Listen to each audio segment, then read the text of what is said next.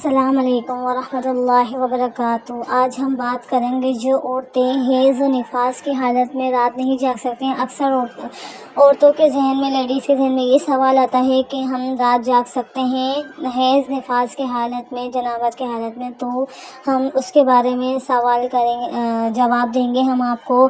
اکثر عورتیں یہ سوچتی ہیں کہ میری رات اللہ تعالیٰ کے میں قریب ہو سکتی ہوں، نہیں ہو سکتے، تو ان تینوں کی الگ الگ وجوہات ہیں۔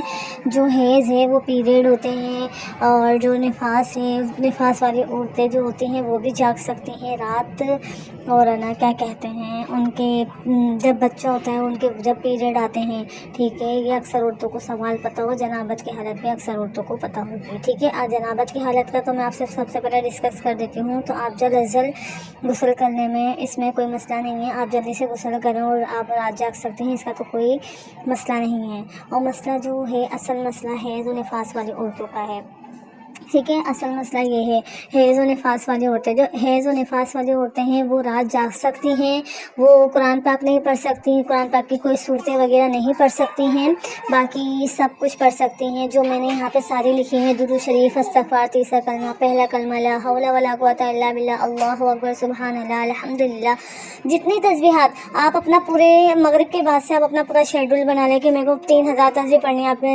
یعنی میں 3000 کتنی اسپیڈ میں رات کے 4 بجے تک سحری کا ٹائم جب ہوگا، جب تک میں یہ ساری مکمل کر سکتی ہوں، تو آپ اپنا یہ شیڈول بنا لیں کہ مجھے 500 پڑھنی ہے، 500 کر کے آپ پڑھ لیں، اور آپ پڑھیں مکمل پوری رات، آپ پڑھیں 1000 مرتبہ۔ جیسے اگر آپ درود شریف پڑھ سکتے ہیں تو آپ درود شریف 1000 پڑھ کے پھر اس کے بعد 1000 مرتبہ استغفار، آپ جتنا بھی آپ پڑھ سکتے ہیں اپنا شیڈول بنائیں، مجھے یہ ساری تسبیحات پڑھنی ہے۔ پہلا کلمہ پڑھنا ہے 500 دفعہ، 500 مرتبہ سبحان اللہ، 500 دفعہ الحمدللہ، اور 500 دفعہ اللہ اکبر۔ باقی آپ قرآن پاک سن سکتی ہیں، آپ بیان وغیرہ سن سکتی ہیں، بس آپ۔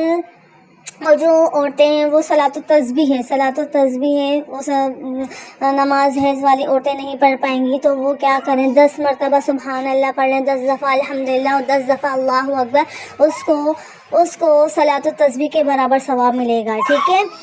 آپ یہ صلاۃ التسبیح والی یہ تسبیح ہے، سبحان اللہ، الحمدللہ، اللہ اکبر، ہوا اکبر، 10 دفعہ پڑھ لیں، آپ کو صلاۃ التسبیح کا ثواب ملے گا، آپ کی پوری رات نوافل کا بھی ثواب مل جائے گا، تسبیح کا بھی ثواب مل جائے گا۔ آپ مغرب کی نماز کے بعد سے آپ سارے تسبیحات پڑھنا شروع کر دیں، اور آپ مناجات مقبول جو میں نے اس ویڈیو کے اندر بتائی ہے، مناجات مقبول ذریعہ وصول 70 استغفار، آپ لوگ جو حیض والے ہوتے ہیں وہ والی کتاب منگوا لیں، اور وہ کتاب آپ پڑھیں، اس کو پڑھنے کا کوئی مسئلہ نہیں ہے، آپ پڑھ سکتے ہیں۔ اس میں ہماری صرف دعائیں قرآن پاک کی، اس میں آیتیں نہیں ہیں، صرف ہم پہلی منزل نہیں پڑھیں گے جس میں ربنا کی ہے، ہفتے والی ہم منزل نہیں پڑھیں گے، باقی آپ ساری مناجات کی، ساری مقبول کی، درود شریف اور ساری دعائیں وغیرہ پڑھیں، استغفار، آپ پوری رات وہ جاگتے ہوئے کتاب منگوا لیں، وہ کتابیں پڑھیں، انشاءاللہ آپ کو رات جاگنے کا ثواب بھی ملے گا، اور آپ صورتوں کے علاوہ آپ باقی یہ سارے صرف تسبیحات پڑھ سکتے ہیں جو میں نے لکھی ہوئی ہیں، اور جو آپ لوگوں کو معلوم ہے آپ لوگ وہ دعائیں پڑھیں، لیکن صرف قرآن پاک کی آیات کو چھو نہیں سکتے، ہم وہ نہیں پڑھ سکتے، ٹھیک ہے۔ اور آپ لوگ مناجات مقبول ذریعہ وصول کی آپ کتاب منگائیں، آپ وہ پڑھیں، اور آپ یہ خدشہ چھوڑ دیں کہ میں رات نہیں جاگ سکتی، میں سو جاؤں۔ آپ یہ مبارک رات، آپ اس مبارک رات میں جو کچھ مانگیں گی، آپ کچھ بھی مانگیں گے آپ کو ملے گا، انشاءاللہ تعالیٰ آپ کو ملے گا۔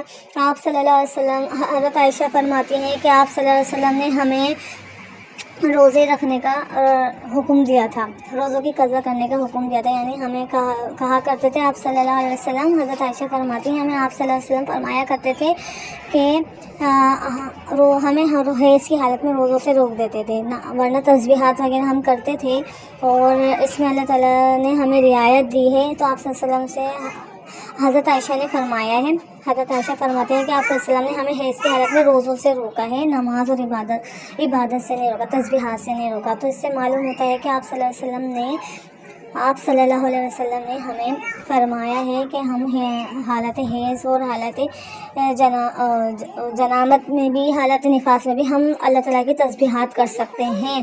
آپ تسبیحات کا معمول بنا لیں، ٹھیک ہے۔ آپ یہ نہیں کریں میں حیض کی حالت میں ہوں، نماز تو خیر پڑھ ہی نہیں سکتے ہم، لیکن ہم جتنا ہو سکے اللہ تعالیٰ کی عبادت میں رات گزاریں، ہمیں رات گزارنی ہے، اور ہمیں رات اللہ تعالیٰ کی عبادت میں گزارنی ہے۔ اور آپ لوگ یہ کتاب ضرور، میری ویڈیو میں نظر آ رہا ہوگا نام لکھا ہوا بھی، ذریعۃ الوصول 70 استغفار اور مناجات مقبولے میں کوئی پروموٹ نہیں کر رہی، کوئی پیڈ وغیرہ میری پروموشن وغیرہ نہیں ہے، ابھی میرا چینل مونیٹائز وغیرہ ہوا ہی نہیں ہے۔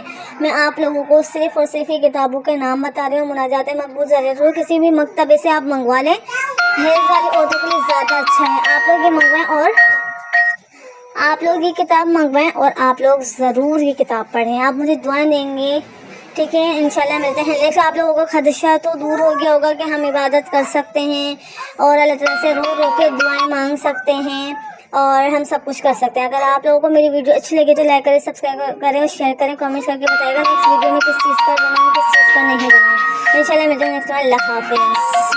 اور میری ویڈیو اسکپ مت کیجیے اور شیئر کیجیے اپنے پیاروں کے ساتھ، تاکہ آپ لوگوں کے لیے بھی صدقہ جاریہ بنے اور میرے لیے بھی صدقہ جاریہ بنے، ٹھیک ہے؟ انشاءاللہ ملتے ہیں نیکسٹ ویڈیو میں۔ اللہ حافظ۔